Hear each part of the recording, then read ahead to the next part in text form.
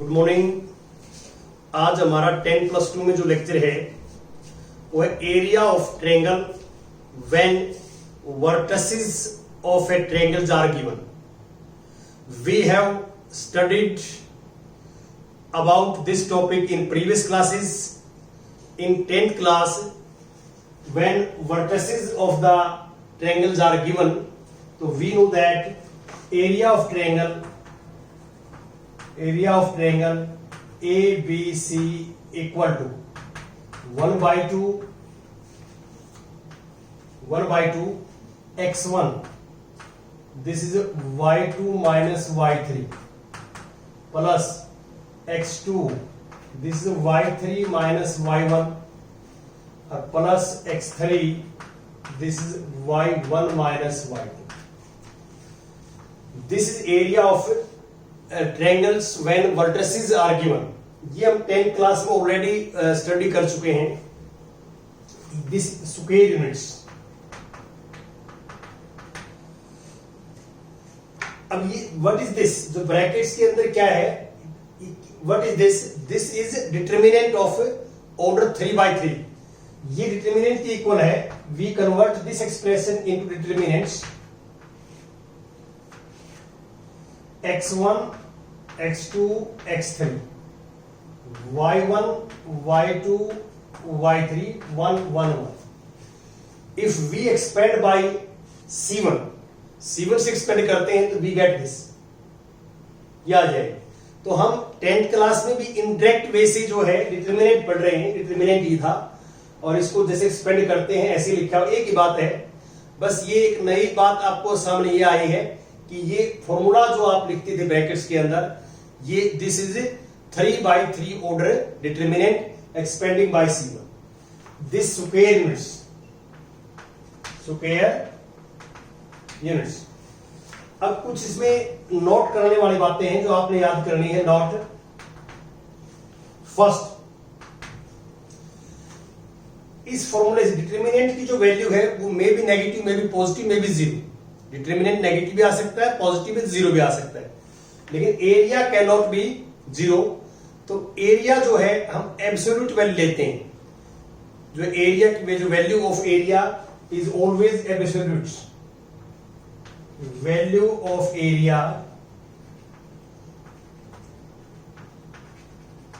absolute value. Absolute value का meaning क्या होता है कि मॉडुलस, जो एब्सोल्यूट फंक्शन होता है, मॉडुलस फंक्शन होता है. Modulus is always non negative. Modulus is always non negative. आप ऑलरेडी पढ़ चुके हैं.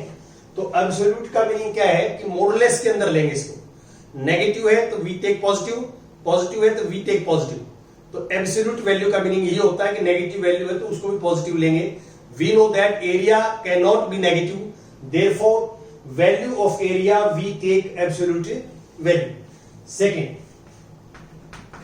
When area is given, if area is given तो वी टेक बोथ पॉजिटिव और नेगेटिव, पॉजिटिव और and negative, positive and negative for calculation. इसमें हमारे को ट्रायंगल्स का एरिया गिवन होगा. तो एरिया गिवन होगा तो हम उसकी प्लस में पॉजिटिव वैल्यू भी लेंगे, नेगेटिव. 2 केसेस डिस्कस करेंगे यहाँ पे फॉर कैलकुलेशंस के लिए 2 केस डिस्कस करेंगे, यहाँ ध्यान रखना. और इसमें थर्ड जो पार्ट है, इसमें कई बार क्या होता है कि पॉइंट्स कोलिनियर हो जाते हैं. कोलिनियर ट्रायंगल नहीं बढ़ती, तीनों पॉइंट्स एक लाइन पे हैं तो पॉइंट्स आर कोलिनियर, लाइन बनेगी, ट्रायंगल नहीं बनेगी. और एरिया ऑफ लाइन इज 0, तो आप लिखोगे कि points A, B, C are collinear if and only if. ये if and only if का सिंबल है. if and only if area of triangle A B C equal to 0.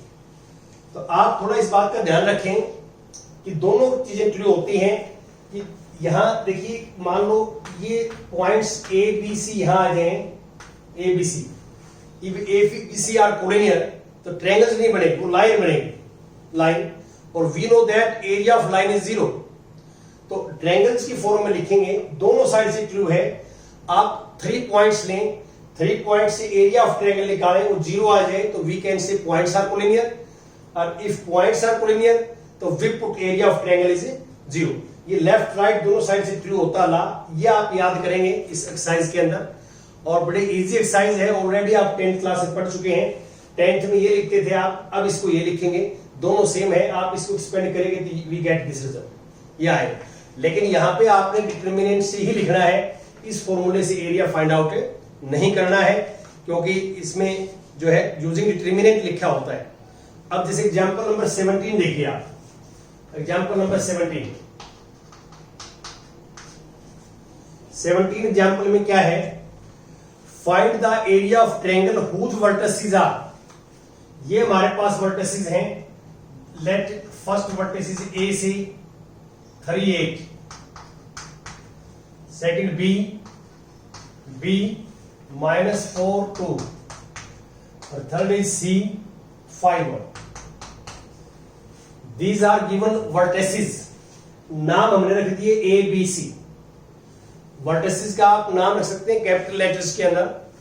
अब हमें area of triangle निकालना है, whose vertices are given. Formula is this, area of triangle, therefore area of triangle A B C equal to 1/2 determinant. X coordinate first column में आएगा, X coordinate fixed column में आएगा, this is -4 5। Y coordinate second column में 8 2 1, third column 1 1 आएगा।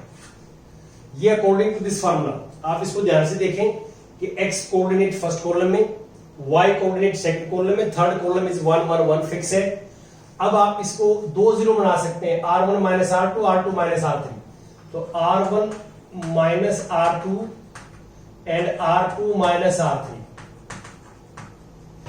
so this equal to 1/2 determinant, this minus this 7, this minus this 6, this minus this 0, this minus this -9, this minus this 1, this minus this 0, r3 no change। अब आप clear देख सकते हैं कि C3 column में 2 0 है, तो we expand by C3, expand by C3, तो 1 वाला एलिमेंट एग्जिस्ट करेगा। 1 की पोजीशन क्या है, third row third column, 3 + 3 6, even position है तो पॉजिटिव साइन 1 सेम आएगा। ये कैंसिल, ये कैंसिल, ये 2/2 का है, दिस माइनस दिस, तो आप देखिए 7 और माइनस और माइनस प्लस,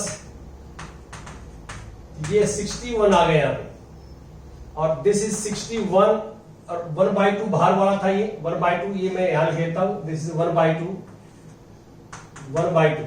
ये, और this is 60, this by 2 square units. यदि यहां एरिया नेगेटिव भी आता है ना, नेगेटिव, तो वी टेक पॉजिटिव, यह आपने ध्यान रखना, area can not be negative. ये है इसका फर्स्ट नोट का मीनिंग कि एब्सोल्यूट वैल्यू लेंगे हम। एब्सोल्यूट वैल्यू का मीनिंग क्या है कि नेगेटिव हो तो हम पॉजिटिव लेंगे। अब एग्जांपल नंबर 18 देखिए आप,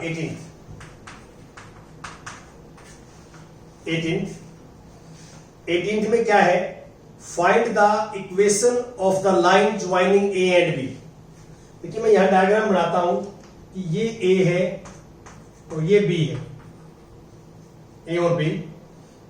coordinate of A is 1 3 and coordinates of B is 0 0।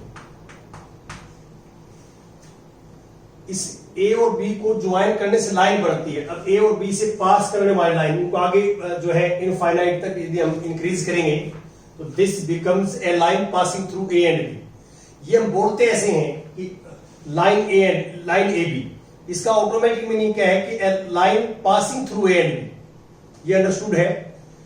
अब यूजिंग डिटरमिनेंट, फर्स्ट तो हमारा यही है कि हमने इस लाइन से जो है लाइन की इक्वेशन लिखनी है।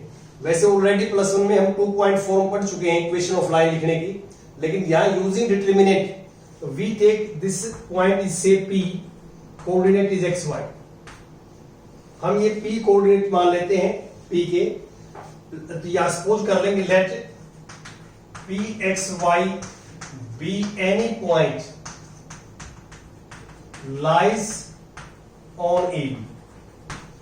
एनी पॉइंट मैंने इसलिए लिखा है कि x and y are variable, x और y की वैल्यू चेंज होगी तो ये पॉइंट्स इस लाइन पे मूवमेंट करेगा, और मूवमेंट करते हैं तो उसको हम जो है लोकस ऑफ द पॉइंट बोलते हैं, जो सर्टेन कंडीशन के अकॉर्डिंग मूवमेंट करता है। यहां आप इतना सोच लें कि x and y both are variables. Now अब जो है इस लाइन पे 3 पॉइंट्स लाई करते हैं A P B, these are 3 points lies on the line, और वी नो दैट कि 3 पॉइंट्स आर कोलिनियर, तो एरिया ऑफ ट्रायंगल इज 0। यहां पे because points A B P are collinear, तो therefore area of triangle ABP equal to 0, क्योंकि actual में triangle बढ़ेगी नहीं बढ़ेगी तो एरिया 0 हो जाएगा। ये लास्ट फॉर्मूला है जो आप देख सकते हैं। और अब area of triangle is 1/2, this is x coordinate 1 और x 0, सेकंड 3y 0 और 1 1 1। अब हम क्या है कि R3 से एक्सपेंड करेंगे इसको, एक्सपेंड बाय R3, तो we get this equal to 0 0 था, ये equal to 0, expand by R3। 0 के साथ 0 लिखने की जरूरत नहीं है, -0, फिर इवन पोजीशन है +1, इसके सामने रो कैंसिल, सामने column cancel, this minus this, तो y - 3x और इक्वल टू 0, तो 1/2 0 चला जाएगा, तो यहां से हमारे पास रिजल्ट आएगा y equal to 3x। This is required equation. आप इसको ऐसे लिख सकते हैं, y को राइट में लेके जाएं, 3x - y equal to 0। This is equation of this line, this is equation of this line using determinant. Next क्या है वो पढ़िए, and find k d k 0। एक d पॉइंट दे रखे हमारे को, मान लो d पॉइंट ये है d, और coordinate is k 0 is a point such that area of triangle ABD, ये area of triangle ABD, this triangle is, इसका एरिया हमें गिवन है, एरिया इज 3 स्क्वायर यूनिट्स। तो मैं अभी भी आपको ऑलरेडी बता रहा था कि when area is given, second part में व्हेन एरिया इज गिवन, तो we take both sign positive और नेगेटिव फॉर कैलकुलेशंस। यहां पे क्या करेंगे, हम हमारे फॉर्मूले के अकॉर्डिंग एरिया निकालते हैं, फॉर्मूले अकॉर्डिंग, तो फॉर्मूले के अकॉर्डिंग एरिया ये आएगा 1/2 ABD ट्रायंगल्स का 1/2। x कोऑर्डिनेट पहले लिखेंगे हम, x कोऑर्डिनेट 1 K 0 1 K 0, और ऐसी y लिखना है फिर 3 0 0 3 0 0 1 1 1, ये आ जाए। ये जो एरिया है वो ट्रायंगल ABD का अकॉर्डिंग टू दिस फॉर्मूला, इस फॉर्मूले अकॉर्डिंग है, और ये एरिया गिवन है, तो this equal to we take +-3। ये पॉइंट मेन है कि एरिया 3 है, तो we take both sign plus and minus. ये जो एरिया हमने फाइंड आउट किया है, ये according to vertices and using this formula, and this area is given. तो गिवन एरिया है, तो we take both sign positive और नेगेटिव। यहां दो केस डिस्कस होंगे। अब इसको मैं सिंप्लीफाई करता हूं, देखो 1/2 डिवाइड में है तो मल्टीप्लाई में चला जाएगा। इसको आप इसको C3 से या R3 से कर दीजिए, R3 से एक्सपेंड करता हूं, एक्सपेंड बाय R3। यहां देखो ध्यान से, तो 1/2 साइड में चला जाएगा, +-6 हो जाएगा। ये 2 डिवाइड में है, मल्टीप्लाई में 6 हो जाएगा। अब R3 से करूंगा तो 1 बाहर आएगा, 1 बाहर, ये इवन पोजीशन पे है, ये कैंसिल और ये कैंसिल, दिस माइनस 3 क्या आ जाएगा। देखिए इस 1 के साथ कर रहा हूं, 1 से ये कॉलम कैंसिल, ये रो कैंसिल, ये 2/2 का डिटर्मिनेंट है दिस माइनस दिस, 0 -3 के, और यहां से आप -3 से डिवाइड करेंगे, -3 से यहां पे आ जाएगा +-6/-3, तो k is equal to minus plus हो जाएगा और दिस इज 2, तो वैल्यू एक +2 आ जाएगी, -2 आ जाएगी, +2 and -2, these are required value of k, ये रिक्वायर्ड वैल्यू। क्यों? ये दो केस चल रहे हैं, आप +6/-3 लेंगे तो -2 आएगी, और -6/-3 लेंगे तो +2 आएगी।